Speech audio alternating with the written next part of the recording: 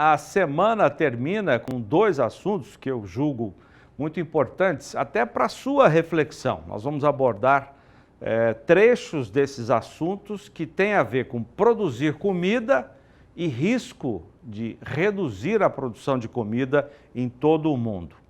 O primeiro assunto é o seguinte: o mundo vai produzir mais grãos na safra 2023-2024.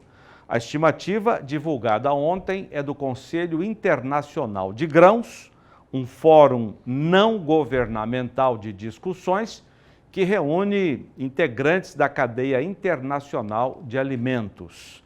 A produção estimada é de 2,283 bilhões de toneladas de grãos, um volume superior ao da safra 2022-23, que é estimada em pouco mais de 2,260 bilhões de toneladas. Ou seja, na temporada 23-24 teremos uma produção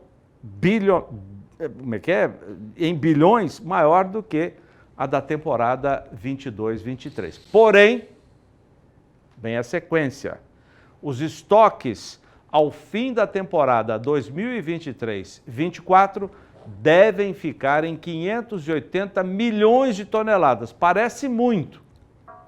Isso representa 6 milhões de toneladas a menos do que no ciclo atual. Ou seja, vai aumentar a produção, porém, o estoque final de safra vai ser muito pequeno, vai ser menor, 6 milhões de toneladas de grãos a menos. A queda dos estoques, segundo esse organismo, reflete a aceleração dos embarques de milho e sorgo à Ásia. João Pedro Cuti Dias, muito boa tarde. Boa tarde, Zadam, boa tarde a todos vocês. A grande questão no mundo, nós estamos vivendo esse momento, é essa questão da mudança climática. Muita gente, poucas pessoas já estão falando que não vai acontecer. A maior parte já está acreditando que nós estamos indo para um caminho muito perigoso. Os cientistas falam que nós não poderíamos tolerar até no máximo o aumento da temperatura média do planeta em 1,5 grau. Nós estamos com 1,2 já. Falta pouca coisa para chegar no limite que eles falam. Algumas regiões vão sofrer mais e as consequências são extremamente danosas. O que vai acontecer? Vai amplificar os fenômenos climáticos, ou seja, nós vamos ter secas mais intensas. A Argentina perdeu metade da produção de soja dela e quase a metade de milho. Seca.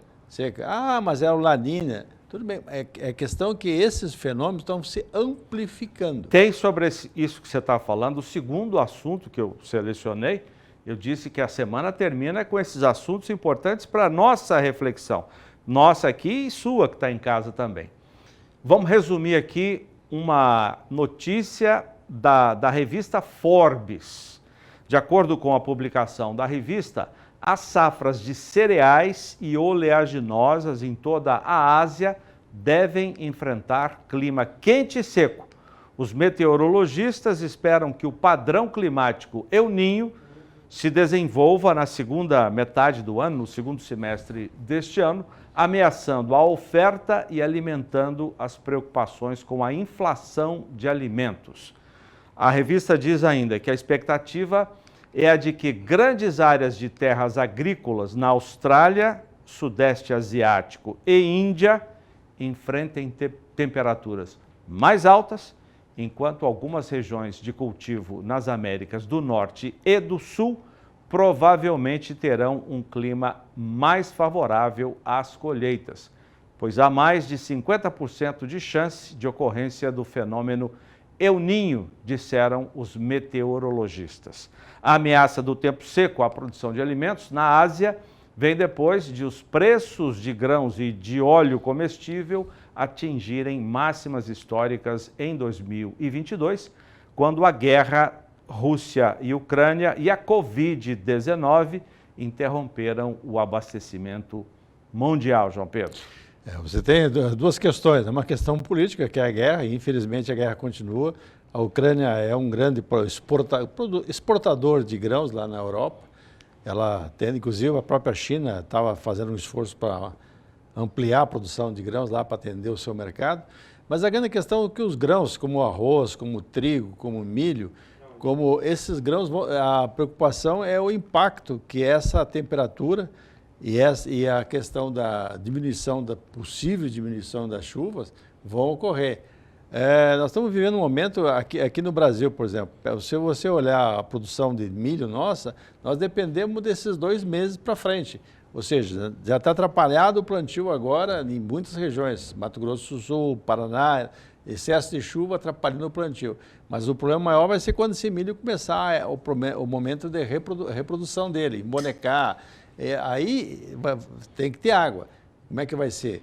O El Niño é um aquecimento das águas do Pacífico, ao contrário do La Niña, que é um esfriamento das águas do Pacífico. Nós vemos com 3 anos de La Niña.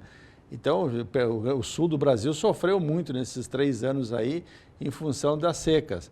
Agora, nós estamos entrando num período que, para o Brasil, aqui para o sul do Brasil, melhora a situação.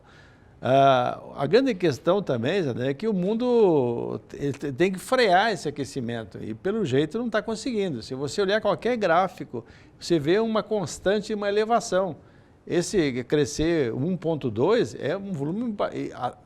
influencia, derrete mais as calotas polares, cria uma série de condições para que você amplifique os fenômenos climáticos e, lógico, isso afeta a produtividade. Isso quer dizer o quê? Vai ter chuva mais tempo do que o normal e o problema seca todo mais é tempo do que o normal? distribuição dessa chuva. Se chover 500 milímetros em 48 horas, como aconteceu há poucos dias atrás em São Paulo, isso aí não tem sistema de drenagem que aguente. Então, além da questão de produção de alimentos, tem a questão social. Isso atinge muito as populações que ficam mais nas regiões mais críticas. Você tem muitas regiões do mundo inteiro que tem esse problema. Então, o ano passado aconteceu uma chuva na Alemanha, que é um país que é extremamente organizado, que criou problema seríssimo para eles lá, a chuva. Tamanha foi a intensidade, uma chuva de 100, 200 milímetros em poucas horas. Aí você não tem estrutura nenhuma de drenagem que aguente. Então, nós estamos vivendo um momento crítico em termos de o impacto que isso pode ter na produção de alimentos. O hemisfério norte é um grande produtor de grãos. Toda essa região começa a plantar daqui para frente. 10 dias atrás nevou. Em plena primavera nevou na Inglaterra. Deve ter nevado em outras regiões da Europa. Então, nevou. Então, isso mostra uma mudança no clima que pode ser extremamente danosa para o setor, para toda a sociedade, mas em especial para o setor rural, que depende de chuva em condições razoáveis. E depois, na época de colheita, não pode ficar 10, 12 dias chovendo diretamente, você não consegue colher, você tem um impacto muito grande, o risco é muito grande.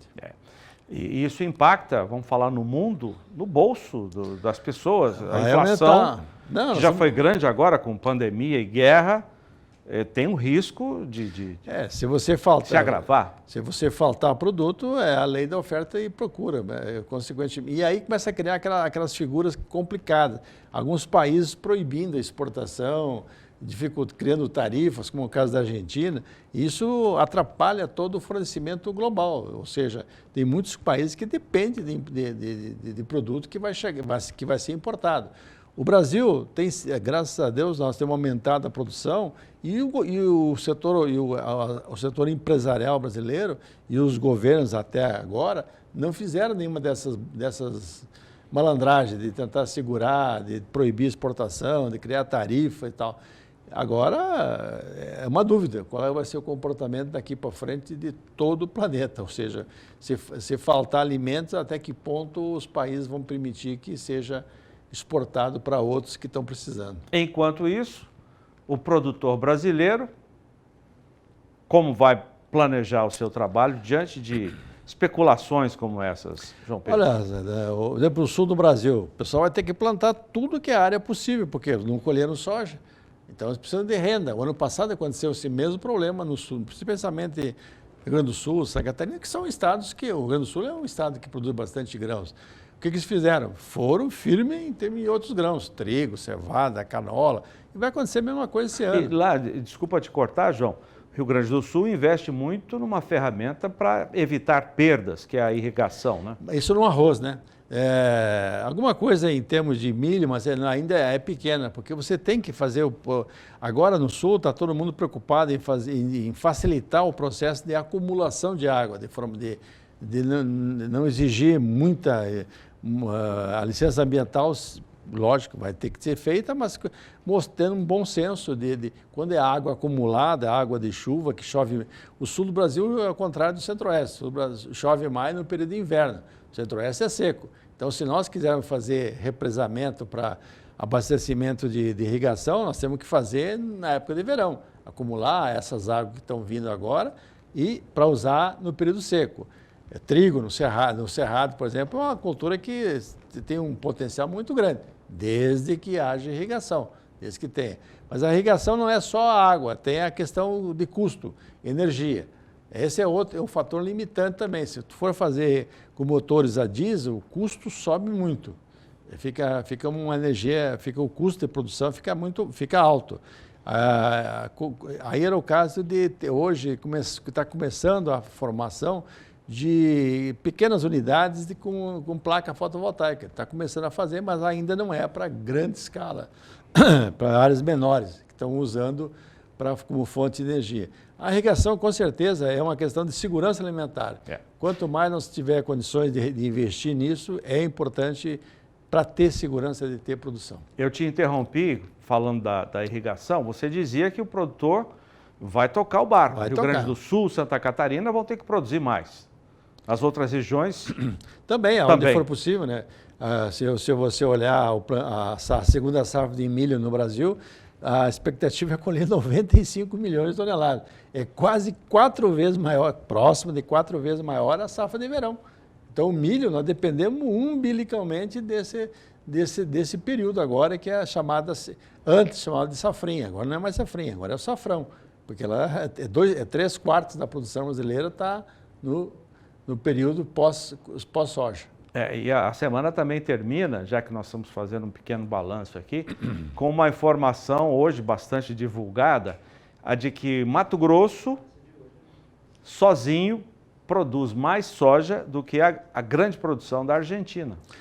A Argentina estagnou em 50 e poucos milhões de toneladas e esse ano vem para 25 milhões por causa da seca. Mas ali o problema é político. A Argentina tem terras excepcionais, de alta fertilidade. E esse ano foi falta de chuva, mas anteriormente é questão dos governos. Populismo é uma praga. O governo acha que ele gasta o que puder, acha que não tem que se dar satisfação para a sociedade. E o que ele precisa de dinheiro, o que ele faz? Ele cria impostos, cria alíquotas diferentes, ele vai buscar esse dinheiro. Isso fez com que a agricultura argentina, que tem as melhores terras do mundo, estagnasse. Lógico, esse ano é um caso excepcional de seca, mas ela parou no tempo. Mato Grosso está crescendo. Parou e Mato Grosso, ao contrário, subiu bastante. Até agora, aproveitou muito da tecnologia. Não, e o Brasil cresceu como um todo, né? Nós produzimos 20 milhões de toneladas de soja há 20 anos atrás. Hoje estamos 20 e pouco mais de 20.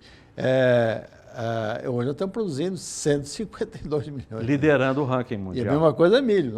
Esse ano, essa safra, pelo ano agrícola do americano, o Brasil pode superar os Estados Unidos na exportação de milho, que era uma coisa que parecia impossível acontecer, pode acontecer esse ano.